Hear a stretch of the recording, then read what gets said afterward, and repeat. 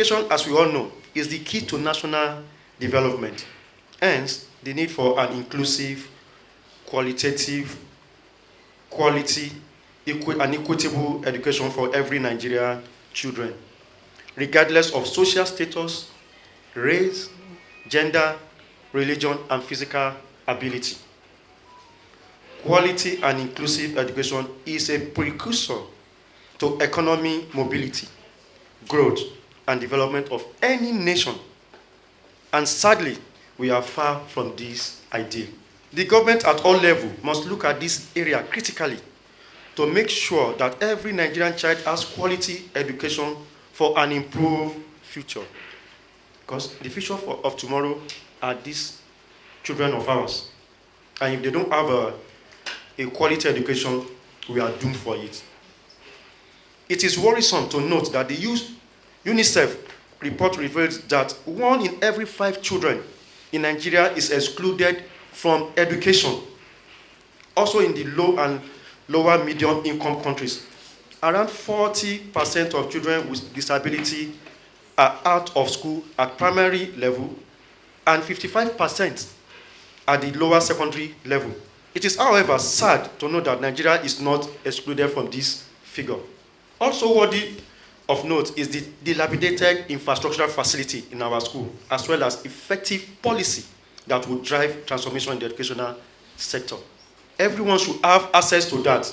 I therefore challenge my fellow alumni to do more for our alma mater. The level of tertiary education was very, very high, extremely high at that time. I'm sure those who listened to some of the speeches made earlier will agree with me that the students at that time, maybe because of the lower number, had better attention from their lecturers. The student-lecturer ratio was very adequate. So as a result of that, the students were able to get enough time. Students had enough time to meet their lecturers and ask questions where they did not understand those things that were treated. And that has permitted, all other areas in the education, because the good education they had equally affected the National Youth Service and equally affected the jobs that they did after completing the National Youth Service. I'm super excited to see my ex-students doing well in their various endeavors. That the fact that they've been able to come together and keep that unity is something that I think other people, other classes will need to emulate.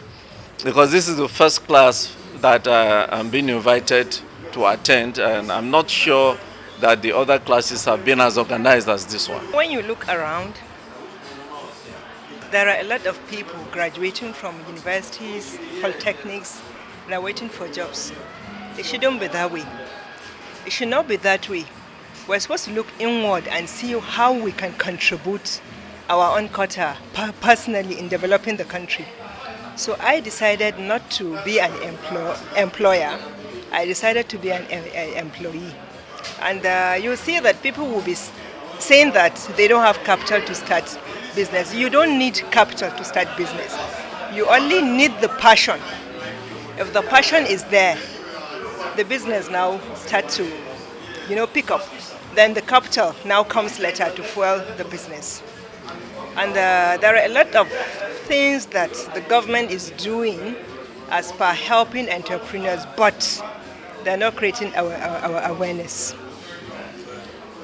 A lot of things are going on, but people don't know.